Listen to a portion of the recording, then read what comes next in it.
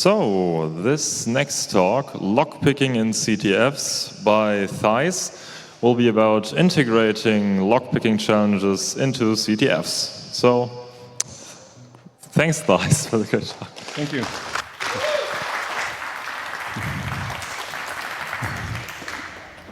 Thank you all for being here. Last night I gave a talk in the Brachium stage, which was overflowing, so I'm happy I'm upgraded to the biggest room to fit you all in. So thank you for coming.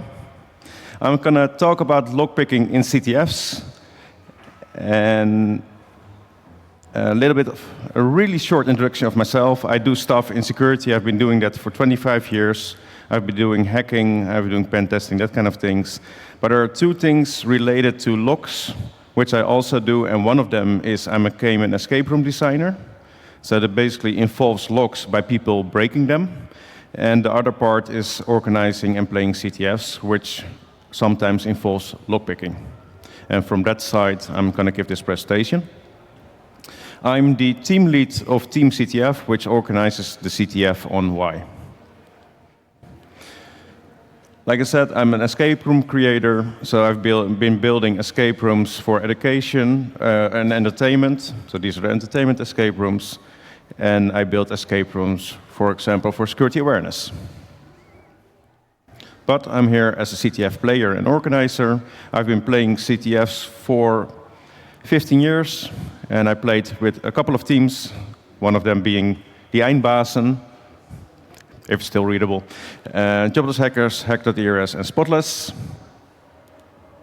And I actually won some of the CTFs with the people also in this room.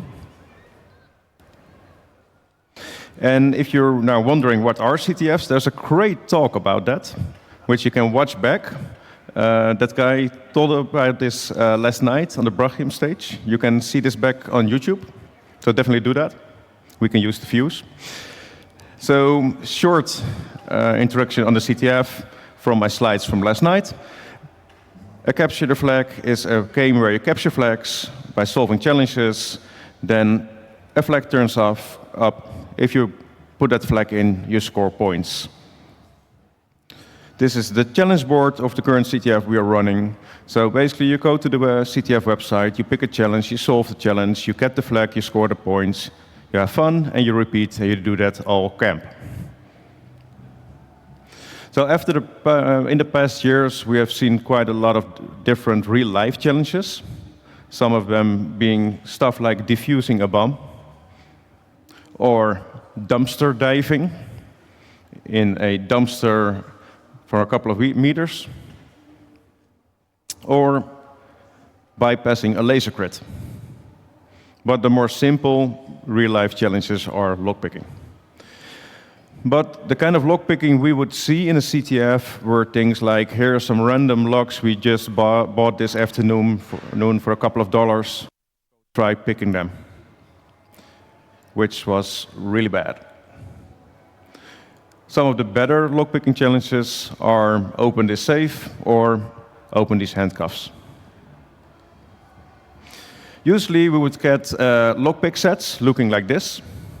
So that could be lockpicks which are completely useless, all kind of shapes which you don't use, bent or broken.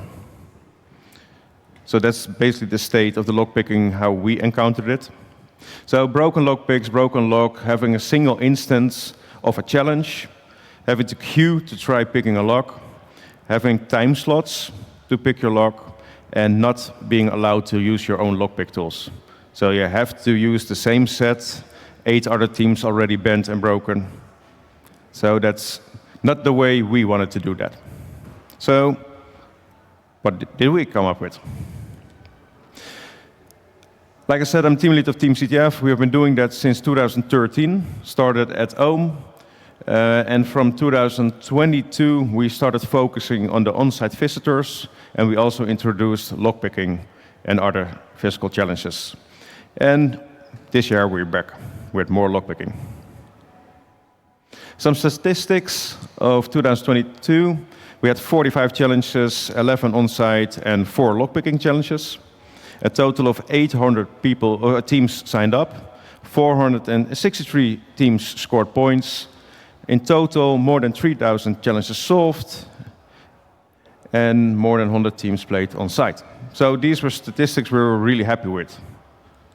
So for 2025, we have over 50 challenges, but we, at this moment, have more than 1,600 teams signed up, so that's double, and more than 1,000 teams actually scored points.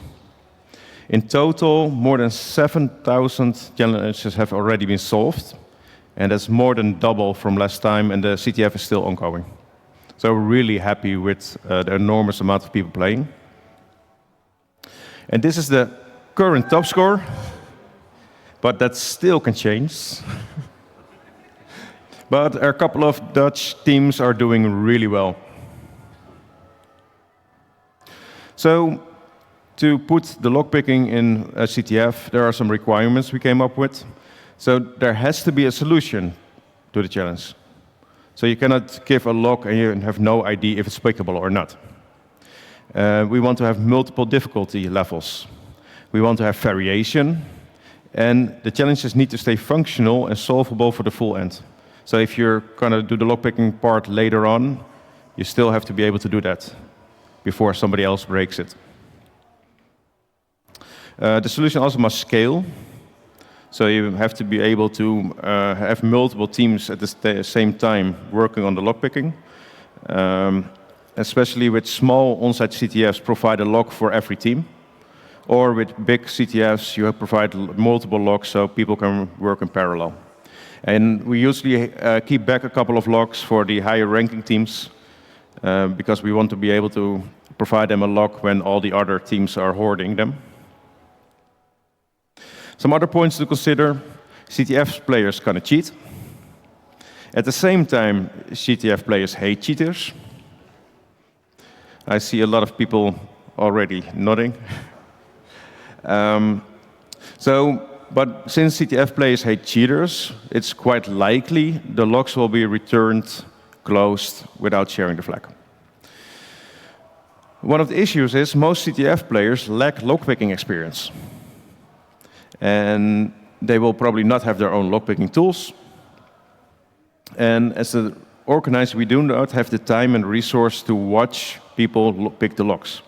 So we have to come up with a solution where they get the flag without us watching and then giving the flag. So one of the early designs I came up with was a small box which would be locked. And then if you open it up, there would be a little ducky in there with a rolled piece of paper, and on the paper there would be the flag.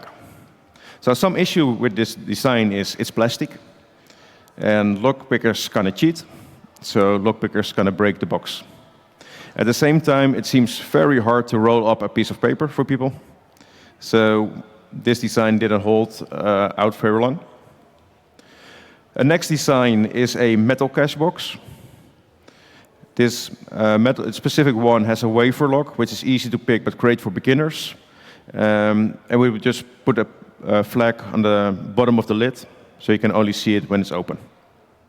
Some issues: while it's metal, it can still be twisted open, and there's only one lock in there. To solve the twisting part, we would print a 3D printed insert. If you put this in, the lock cannot be twisted open anymore. And to solve only using one type of lock, we can put in other locks and use some 3D printed designs to lock it that way as well. Still, people will try to open it in a different way. Doesn't work, but it breaks the box. After a CTF, this is the internals of the lock. So all that dark stuff is metal shaving. So that's partly lockpick, partly lock. And here you can see what the wafers inside the lock looks like normally. And this is what wafers look like after a CTF. So after this, the lock doesn't work anymore with the key because it's all bent and broken from the inside. They still hold out the full event, but yeah, it's rough for them. To pick these kind of things, we provide the lockpick sets. And we basically provide a simple lockpick set, but a decent one, not too expensive. And one of the reasons we don't provide expensive lockpicks, you will see in a couple of slides. And if people break this, it doesn't make me that sad. If they break my expensive stuff, it makes me sad. Providing simple lockpicks is basically not an issue because first-time lockpickers are not limited by their tools. They're basically limited by their skills. If you want to have better lockpicks, you buy them yourself. And one of the places you can buy them at a camp is at the tool lockpicking village. Another design is a coin holder. It's a 3D printed little pouch which contains a small coin, and on the coin there's the flag. For this specific challenge, this was a skimming challenge, so you don't need lockpicks. So this is the design. I opened it up. So as long as the shackle is going through here, so it's normally closed, you cannot reach the coin because the shackle blocks the coin getting out. So it's a pretty simple design, but you have to open the lock to reach there. And in this case, you had to shim it. Shimming is using a piece of can to make a shim, which you push down next to the shackle, after which the lock opens. We used it on MCH, and one of the things we had to provide were bandages, because people cut themselves. And because of that, we didn't bring that back anymore. The amount of blood was way too much. So the same design also works on other locks, as long as you have something that goes through the hole and blocks the coin getting out. So we came back with this design for Y. So this is one of the locks we use in the Y CTF. So it's now rectangular instead of round, and it has a part that slides out, and this part slides only out when the lock is opened. As long as the lock is closed, you cannot reach the flag. But as soon as you open the lock, you can reach and read the flag. Alternative design, this is a small suitcase. So we designed a small suitcase which holds the flag, which you cannot reach as long as it's closed. If you pick it open, it pops out. These metal parts are the zipper holder, this part, of a normal zipper, taking off, putting in there, and that way the locks are locked as long as the combination is not known.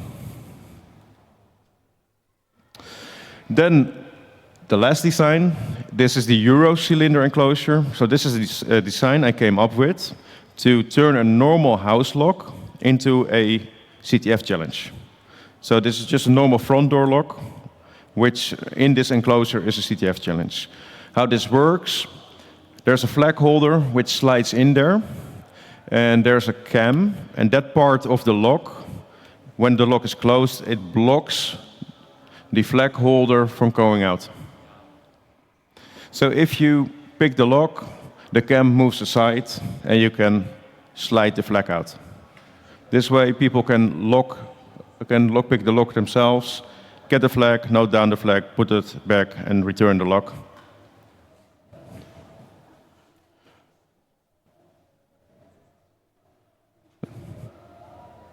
So, I don't know where it comes from, but I hear people talking over there.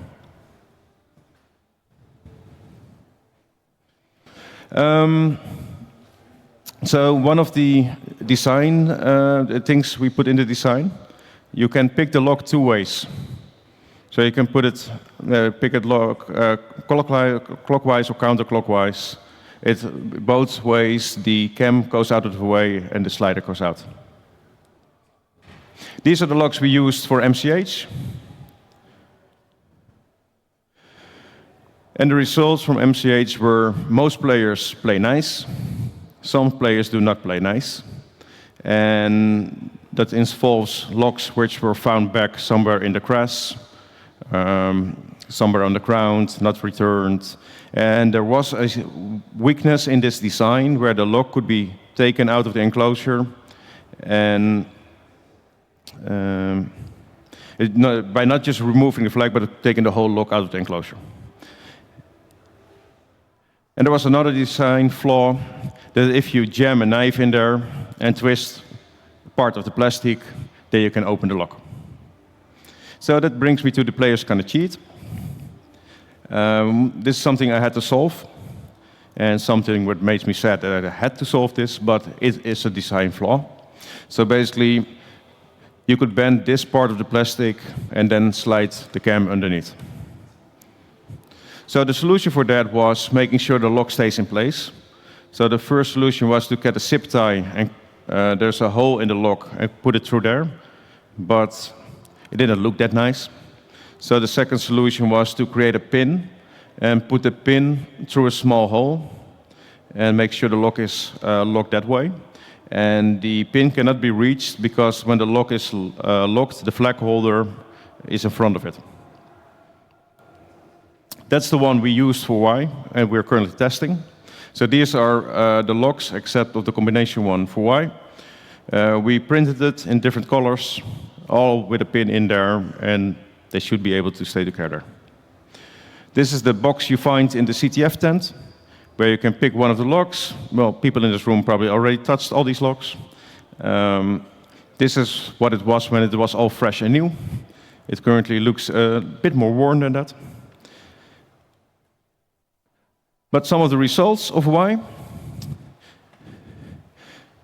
This is what lockpicks normally look like. And this is what lockpicks look like after 2 days on Y. It's quite hard to pick locks with these lockpicks at this moment, so we swapped them out. Some other results, this lock has something stuck in there. Zoomed in, you can see it a bit better. So this is a part of a lockpick. So somebody broke their lockpick and then just put it back. So I don't mind if stuff breaks, but please tell me, then I can remove it. Because when I remove it, which is not that hard to do, but you also see that some of the lock came out of it. So this is all metal shaving, part lockpick, part lock. I will take one of the locks apart after Y to see how the pins look like. From MCH, we had multiple locks where the key didn't work anymore. So the pins were shaven down that much that the key doesn't fit.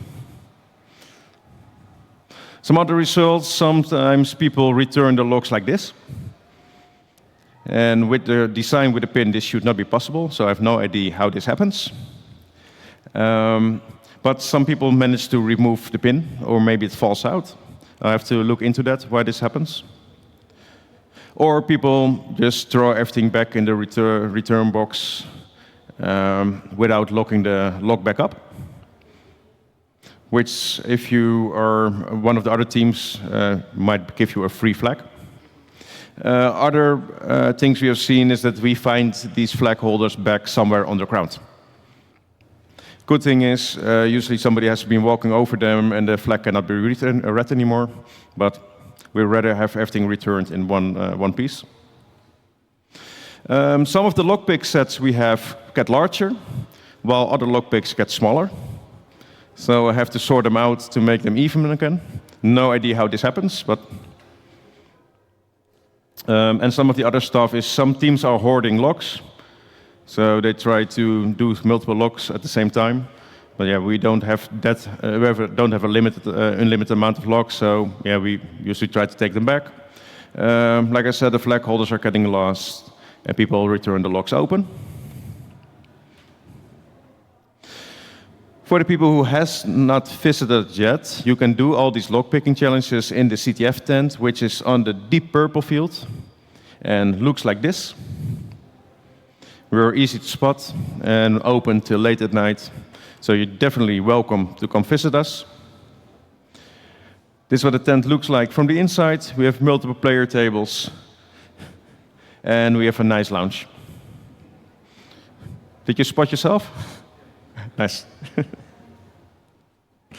If you're interested in the 3D designs I've shown, they can be found on Thingiverse, but I might need to upload the latest versions. But if you're interested in this, let me know, and I'll provide you with 3D prints. So that brings me till my last minutes, I guess. So that's a good thing because this was my last slide.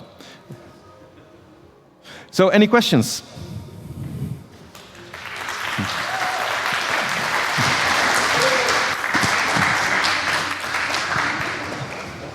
You almost stole my line there. So if you have any questions, feel free to queue up at the mics.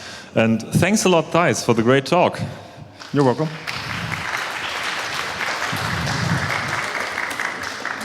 So I think there's something from the Signal Angel.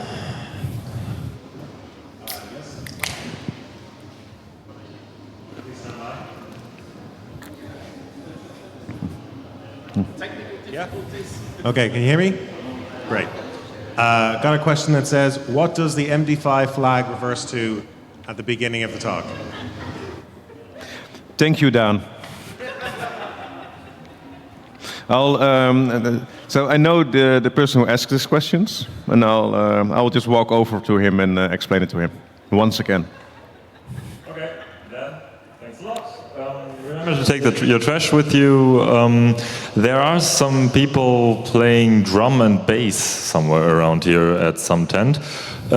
If that ever gets too loud for you, so you can't sleep loud, then feel free to dial loud on your DECT SIP or other means of communication, and they'll hopefully know that they can tune it down a little bit. So yeah, have a great evening.